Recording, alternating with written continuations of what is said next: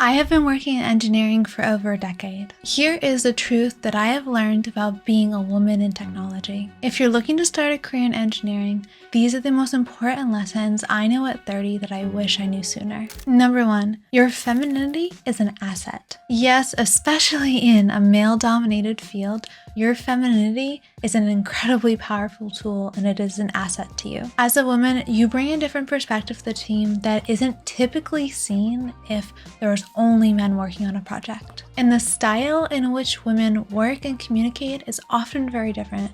The things that we typically ascribe to feminine spirit, things like kindness, collaboration, and warmth, are very valuable in the workplace. And people crave this kind of energy, especially when there's a lot of stress going on with project deadlines and with very needy clients. The world needs the skills that specifically women bring to the table. In the middle of a dry, boring engineering project, a playful attitude and perspective can completely change the dynamic of a team and the productivity of everyone on it. Of course, there is a time to be serious, but at least in civil engineering, most of the problems that we solve are not immediately life-threatening. Your mind will be more creative, your mood will be better, and the project team will be overall more productive if you can approach projects with a playful spirit and as a puzzle to be solved. I don't think this should specifically be something that's ascribed to women, but I have noticed that men seem to walk around the office with a much more serious air than women do. I think it brings a wonderful balance to the project team when there is both of those energies. Play is our first energizer. Life is stressful and play makes it fun. If we can integrate a spirit of fun into our lives, we will feel better and we will do more. The next thing I learned being a woman in engineering is that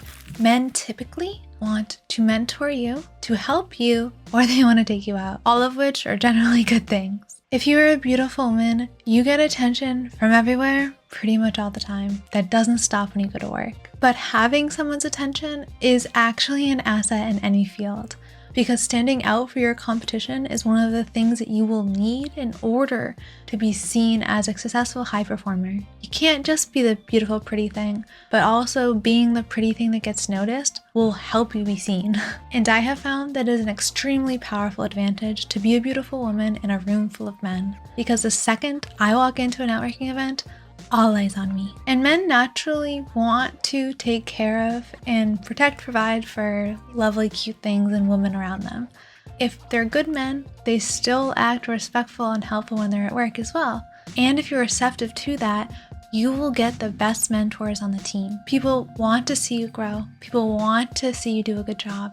And they want to see the best outcomes for projects. So men will easily give you help if you ask for it. If you're receptive to help and guidance, men will literally open doors for you in your career that they won't necessarily for anyone else. And you do not have to compete in the same way that men do to be seen and get respected. You will get farther in your career looking at things through a collaborative lens and looking to learn and grow, as opposed to strictly competing all the time. And I'm sure the Me Too movement has scared many women into thinking that it's a bad idea to go into a male-dominated field. I have been blessed that I have met very good men in engineering. They are good husbands, they are good wives, and they're good co-workers. If anything offhand does happen to you, there are avenues professionally to go through that with HR. But everyone I have ever worked with has always been very professional with me. The next lesson I wish I knew sooner is that you don't have to be a girl boss to succeed. Most women in engineering that I know work part-time,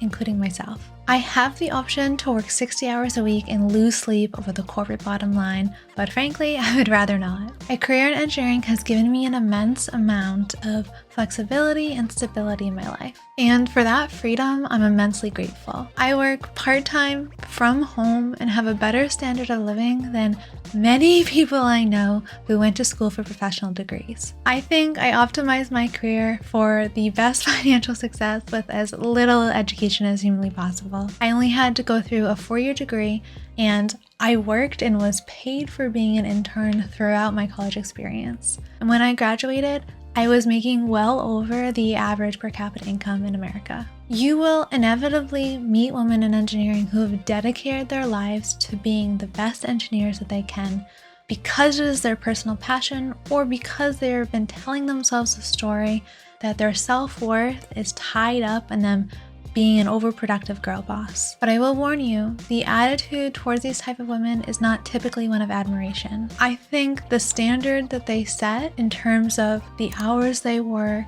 and the extracurricular activities they do to support their job can make other people on the project team feel resentful towards them. And a lot of people who've chosen this career have chosen engineering because they want to have a full life outside of work. So working themselves to death in their corporate jail cell wasn't really part of the plan. When you show yourself to the world and display your talents, you naturally stir up all sorts of resentment. But if you want this path, you can't allow the petty feelings of others to get to you. The next biggest lesson I learned being a female engineer is that people will often underestimate you. On the surface, this can feel like a bad thing because we want people to see our talent, our intelligence, and the value we have to bring to a project team. It is again an immense advantage for you to be underestimated. They're seen as often better than someone who had high expectations to start with. For example, if you expected someone to do perfect on one project and they gives you something that's subpar, sub-perfection,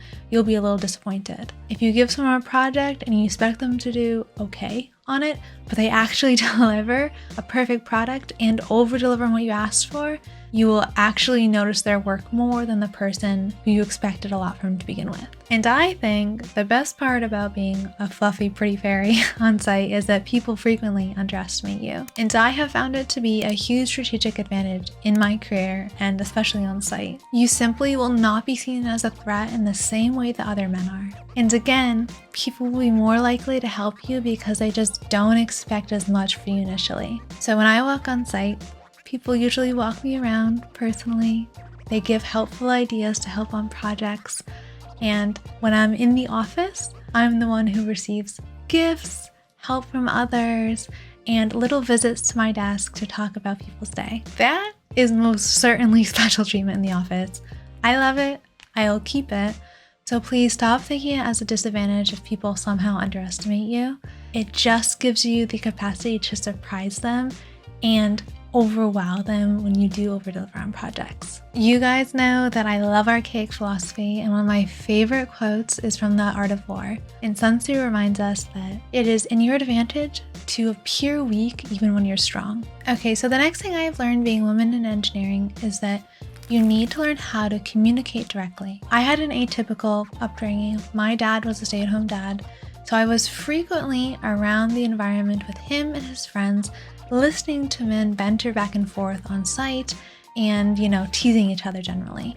Naturally, from a very young age, associated this banter and teasing with kind of men's love language and did not take it as personally when they were very direct with me on their thoughts on something. And it's no secret, men and women communicate naturally very differently. Most men I have found to be very direct with their deliverables and their feedback, and they almost talk with the least possible effort possible, whereas women will send me lengthy paragraphs about what they want done. I think this generally makes the project easier if you're being more direct because you're not spending time hyper-analyzing the office politics and the drama queens around town. But if you want to succeed in engineering and you want to enjoy the social environment, you have to develop a thick skin. You can't have a reputation for being a sensitive snowflake that gets hurt by all sorts of nonsense offhand comments. If you're working in the office, the gender ratio is usually more even, but especially on site, it's almost all men. So you have to develop the skill to advocate for yourself because you're going to have to give directive orders to men who are twice your size with way more experience than you have. You have to learn how to speak up, and you have to learn how to be direct, and you have to learn to not take every comment so seriously. Because especially if men think that you're overly swayed by your emotions by something as silly as something they said, they're not going to take you as seriously. There have even been times when I've not done my best work, and my boss hands it to me on my desk and says, "This is garbage." And you know what? He was right. It was garbage. I did not try my hardest on it.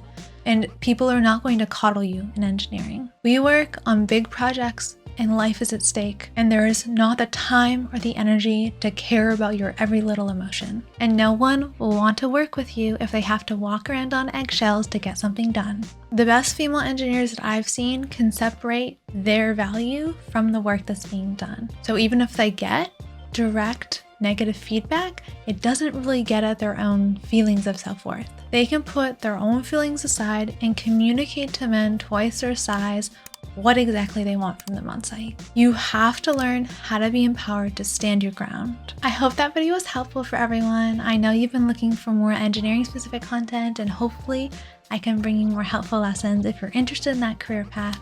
It has been a really good choice for me, and even looking back, I don't know if I would do things differently if I had the option to redo everything. So I would recommend. It's not for everyone, but it's definitely been for me a great life choice. So good luck, everyone.